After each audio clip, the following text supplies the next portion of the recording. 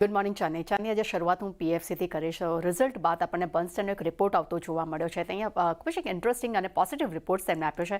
Out perform rating આપ્યા છે. Target તેમને ₹525 પ્રતિ શેર કર્યા છે. તેમનું કહેવું છે કે Q4ના પરિણામ જે છે મજબૂત રહ્યા છે અને કંપનીનો જે નફો આવ્યો છે તેમને ખૂબ જ સરપ્રાઇઝ કર્યા છે.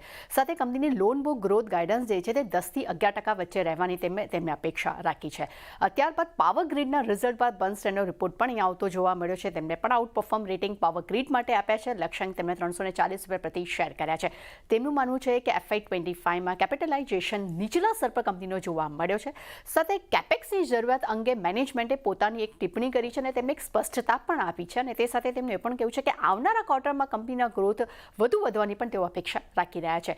ત્યારબાદ સિપ્લા પર નજર કરશો. અહીંયા સિટીનો રિપોર્ટ આવતો જોવા મળ્યો છે. તેમને બાય રેટિંગ્સ આપ્યા છે. ટાર્ગેટ ₹1800 પ્રતિ શેર કર્યા છે.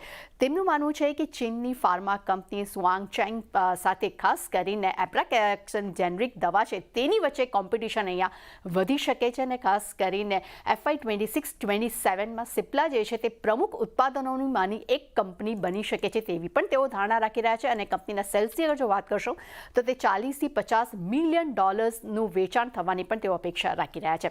ત્યારબાદ નજર કરશું હેક્ઝાવેર પર. અહીંયા રિઝલ્ટ બાદ HSBCનો રિપોર્ટ આવ્યો છે. તેમને બાય રેટિંગ્સ આપ્યા છે. ટાર્ગેટ તેમણે ₹950 પ્રતિ શેર કર્યા છે. તેમનું માનવું છે કે 2 વર્ષમાં EPSનો ગ્રોથ જે છે તે 20%થી વધુ વધવાની તેઓ અપેક્ષા રાખી રહ્યા છે. અને મેક્સ હેલ્થ કેર પર આપણને UPSCનો એક રિપોર્ટ આવતો જોવા મળ્યો છે. તેમને બાય રેટિંગ્સ આપ્યા છે. ટાર્ગેટ વધાર્યા છે. ₹1350 પ્રતિ શેર કર્યા છે. તેમનું માનવું છે કે કંપનીનું પરફોર્મન્સ ખૂબ જ મજબૂત રહ્યું છે. FY26માં 1200 નવા બેડ્સ કંપની ઉમેરશે, જેને કારણે કરીને કંપનીને આવનારા સમયમાં આવકમાં એક ગ્રોથ જોવા મળી શકે છે. અને HSBCના રિપોર્ટ પર પણ નજર કરશું. તેમને મેક્સ હેલ્થ કેર માટે હોલ્ડ રેટિંગ આપ્યા છે. ટાર્ગેટ તેમને ₹1055 પ્રતિ શેર કર્યા છે. તેમનું માનવું છે કે Q4ના પરિણામ ઇનલાઇન રહ્યા છે. કંપનીએ જે નવી હોસ્પિટલ્સો તેમને બનાવી છે તેનું પિકઅપ જે છે તે આવકમાં જોવા મળ્યું છે, જેને કારણે કરીને આવકમાં એક ગ્રોથ જોવા મળ્યો છે. પરંતુ આવનારા સમયમાં મેનેજમેન્ટ છે તે ગ્રોથને ટકાવી રાખવા માટે નવા બેડનું પણ વિસ્તરણ કરવા પર ફોકસ કરી રહી છે. એટલે ચાની ઘણા બધા બ્રોકરેજ રિપોર્ટ છે પણ દરેક પર એક્શન જોવા મળી શકે છે. જી, તો બધા સ્ટોક્સ